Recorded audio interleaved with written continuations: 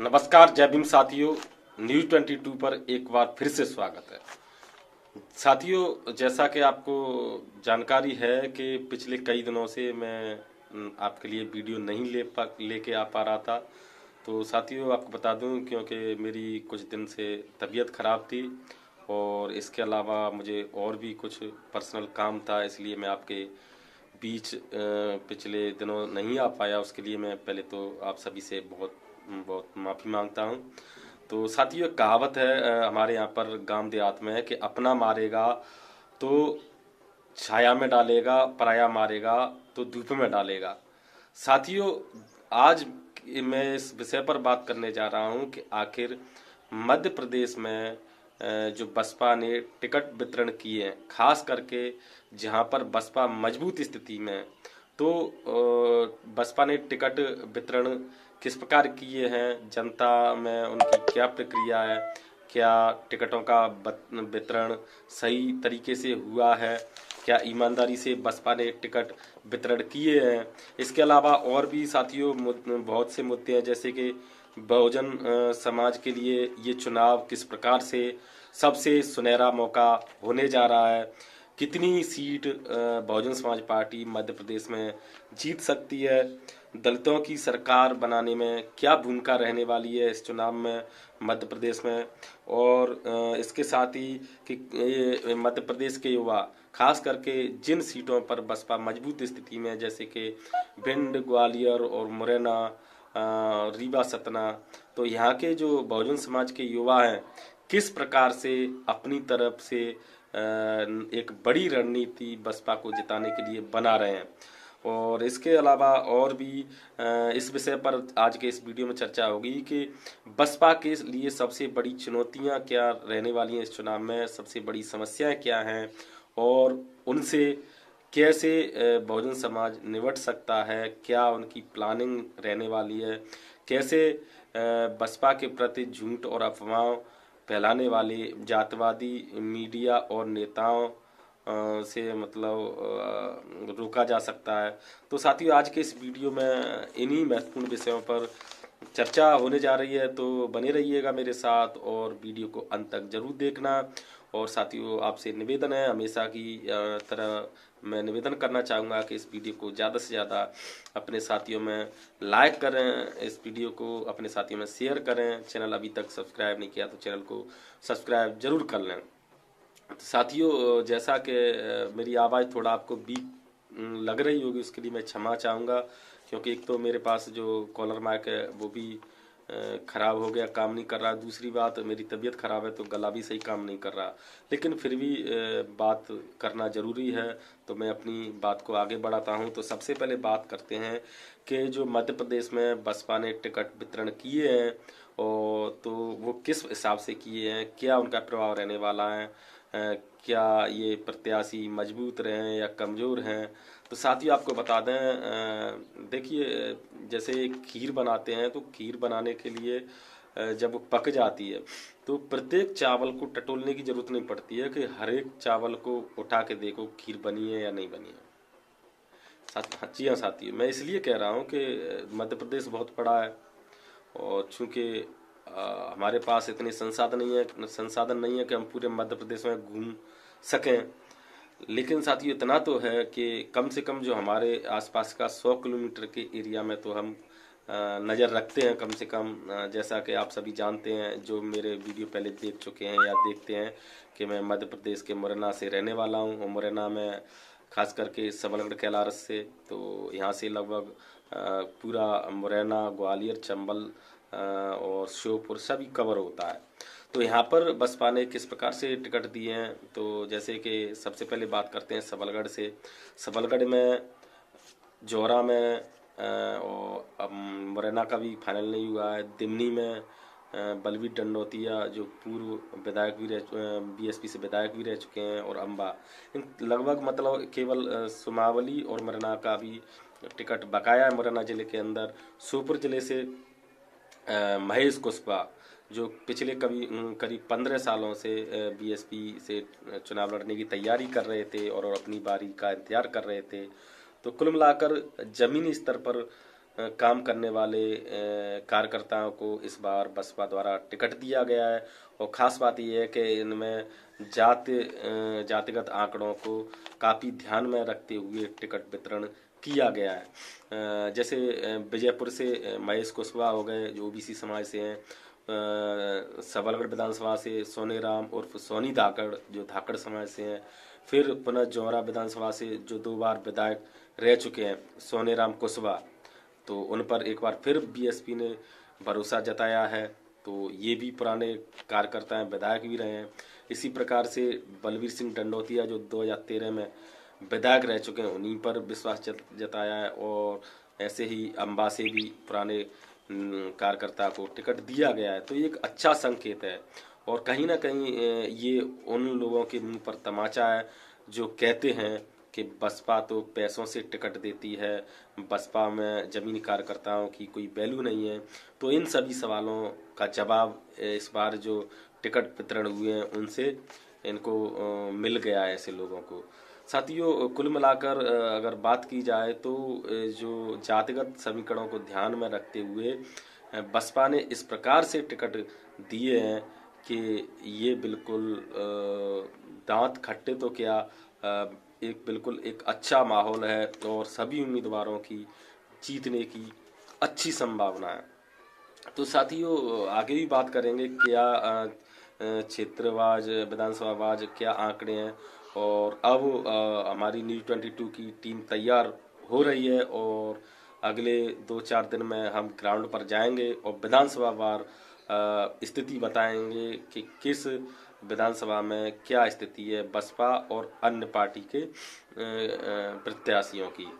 तो साथियों, अब बात करते हैं, ये तो हो गई कि किस प्रकार से टिकट दिया है। बिल्कुल जिस प्रकार से केंद्र की टीम ने, जो बसपा सुप्रीमो बहन कुमारी मायावती ने, जिन पर हमेशा आरोप लगाया जाता था कि बहन जी तो दलित की नहीं दौलत की बेटी हैं और पैसों से टिकट बेचती हैं, उन्होंने प्रदेश कार्यकारिणियों को मध्य प्रदेश में बिल्कुल फ्री हैंड किया अपने हिसाब से टिकट देने के लिए। और जो बसपा प्रदेश अध्यक्ष रमाकांत पिप्पल, जो उन्होंने बहुत ही अच्छे तरीके से ये टिकट वितरण किए हैं और इसका रिजल्ट आने वाले इस चुनाव में बसपा को फायदा जरूर होगा। तो साथियों, अब बात करते हैं कि बहुजन समाज के लिए सुनहरा मौका। जी हाँ साथियों, जो ये 2023 का विधानसभा चुनाव है, ये बहुजन समाज के लिए एक बहुत बड़ा मौका होने जा रहा है, बहुत सुनहरा मौका है। इससे बड़ा मौका न तो कभी पास्ट में था और न मुझे लगता है कि फ्यूचर में ऐसे चांस बनेंगे। लेकिन इस वक्त जो मौका है बसपा के साथ यकीनन बहुत बड़ा मौका है। साथियों, अब सोच रहे होंगे ऐसा भला क्या मौका है जो इतना बड़ा है। तो साथियों, आपको बता दूं कि अभी तक जो मध्य प्रदेश में जो हुआ है और अन्य प्रदेशों में भी जो होता है, तो क्या होता है, जहां पर कभी बीएसपी माफ कीजिएगा, जब कांग्रेस मजबूत होती है तो बीजेपी नीचे चली जाती है, गर्त में चली जाती है। और जब बीजेपी गर्त में जाती है तो कांग्रेस आ जाती है पूरी दमदारी के साथ। तो ऐसी स्थिति में बसपा के लिए नुकसान का ये क्षण होते हैं, क्योंकि जो दोनों ही पार्टियों के नेता बहुजन समाज के वोटरों को गुमराह करते हैं कि आप अपना वोट बीएसपी को देकर क्या करोगे, हमारी तो निष्पक्ष सरकार आ रही है, इसलिए आप अपना वोट खराब मत करो, आप हमें वोट दो ताकि आप सरकार में भागीदार बने। लेकिन साथियों, आपको बता दूं, ये 2023 का विधानसभा चुनाव है। यहाँ पर कांग्रेस बीजेपी कोई भी पूर्ण बहुमत से नहीं आ रहा है, इस बात को आप नोट कर लीजिए। और अगर आता है तो इसका जिम्मेदार और कोई नहीं बल्कि बहुजन समाज, जाटव समाज के कुछ एक दलाल किस्म के नेता होंगे। लेकिन साथियों, आपको घबराने की जरूरत नहीं है। ऐसा मौका इस बार मध्य प्रदेश के बहुजन, खास करके बहुजन युवा नहीं आने देंगे। वो सोशल मीडिया का उपयोग करना सीख गए हैं, किस प्रकार से जवाब देना है। वो तमाम जमीनी स्तर से लेकर सोशल मीडिया पर बहुजन युवा अफवाह फैलाने वाले नेताओं को, मीडिया संस्थानों को कड़े शब्दों में घेर रहे हैं और उस ईंट का जवाब पत्थर से दे रहे हैं। तो साथियों, आपको बता दूं कि बहुजन समाज के लिए, बहुजन समाज पार्टी के लिए, दलित समाज के लिए, जाटव समाज के लिए सुनहरा मौका इसलिए है क्योंकि मध्य प्रदेश में कुल विधानसभा सीटें 230 और 230 में से सरकार बनाने के लिए सीटों की आवश्यकता होती है किसी भी पार्टी को 116 सीटों की। तो यहाँ पर हालत ये है कि न तो बीजेपी की कोई कह सकता है कि ये पूर्ण बहुमत से आ रही है, न कांग्रेस की कह सकता है। अब ऐसे में जहाँ पर बसपा कड़ी टक्कर देती है, बड़ा वोट बैंक साझा करती है, कई विधायक और सांसद जिताए हैं, ऐसी जगहों पर जैसे मध्य प्रदेश में 20 से लेकर 25% तक वोट बसपा का रहता है, ठीक है। और रीवा सतना हो गया, कई बार विधायक सांसद दिए हैं। ऐसे इलाकों में अगर बहुजन समाज गुमराह नहीं होता है, बहुजन समाज इस जातवादी और गोदी मीडिया की बातों पर ध्यान नहीं देता है, बहुजन समाज जो कांग्रेस के जो षड्यंत्रकारी नेता जो दलित समाज में षड्यंत्र फैलाने का काम कर रहे हैं उनकी बातों को नहीं मानता है, तो 15 से लेकर 20 सीट आना कोई बड़ी बात नहीं है बहुजन समाज पार्टी के लिए मध्य प्रदेश में। जी हाँ साथियों, और 15-20 सीट आने का मतलब आप अपने हिसाब से सोचिए, ये आपका मैटर है कि 15-20 सीट आएंगी और पूर्ण बहुमत बीजेपी कांग्रेस को मिल नहीं रहा है, तो मध्य प्रदेश में सरकार में क्या घमासान होने वाला है, क्या घमासान होगा। तो साथियों आप सोच सकते हैं अपनी सोच के हिसाब से कि बीएसपी के मुख्यमंत्री मतलब मंत्री बना देंगे, गठबंधनी सरकार बन जाएगी। लेकिन साथियों मैं बता दूं, अगर सब कुछ ठीक रहा, अगर 15 से लेकर 20 सीट आती हैं तो मंत्री या समर्थन देने की बात नहीं है। एक तरफा अगर बहुजन समाज पार्टी ये कह देगी कि हमारे 20 विधायक हैं या 15 विधायक हैं, हम किसी को समर्थन नहीं देंगे, या समर्थन देंगे तो इस शर्त पर देंगे कि हमें भले ही 6 महीने के लिए मुख्यमंत्री बनाओ, लेकिन हमें पहले 6 महीने के लिए मुख्यमंत्री बनाओ, उसके बाद 4.5 साल बाद तुम अपना मुख्यमंत्री बनाना। तो ऐसे समीकरण मध्य प्रदेश में बनने में कोई बड़ी बात नहीं है, कोई हैरानी वाली बात नहीं है, ये बिल्कुल नॉर्मल सी बात है।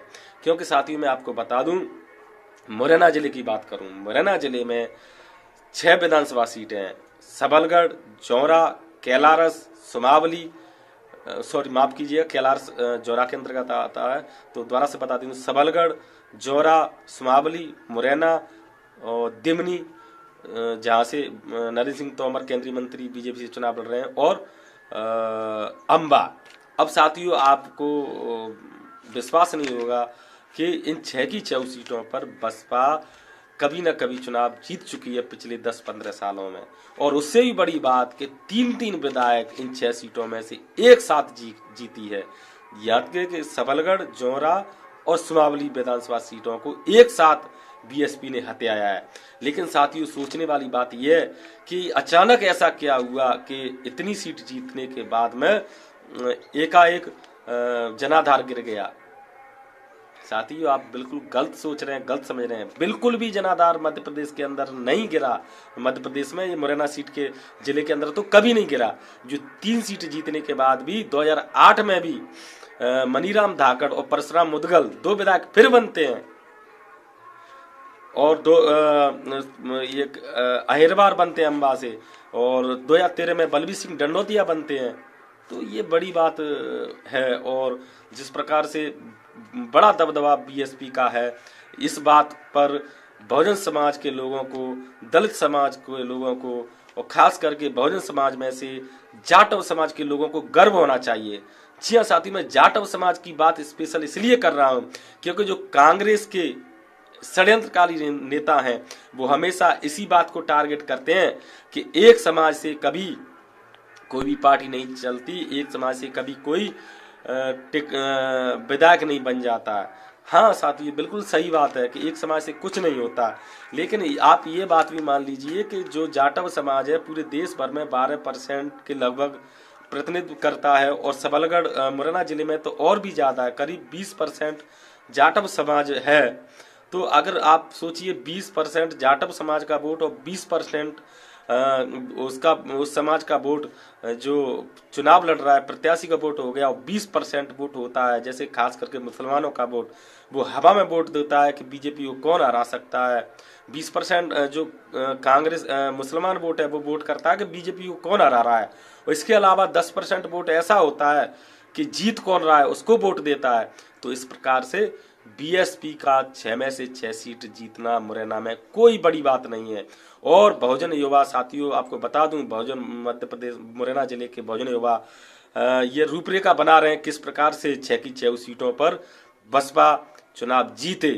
और बाई चांस अगर एक आध सीट मुरैना से हार भी जाए, क्योंकि हारना जीतना लगा रहता है, अगर एक सीट जीत हार भी जाते हैं मुरैना की 6 सीटों में से, तो इसकी पूर्ति पड़ोसी जिले सोपुर से करेंगे। सोपुर में भी सोपुर और विजयपुर विधानसभा क्षेत्र में कड़ी टक्कर रहने वाली है। तो अब आप सोचिए कि जब मुरैना जिले से 6 सीट निकलेंगी तो रीवा, सतना, ग्वालियर, भिंड, शिवपुरी, यहाँ पर भी कुछ ना कुछ तो असर होगा।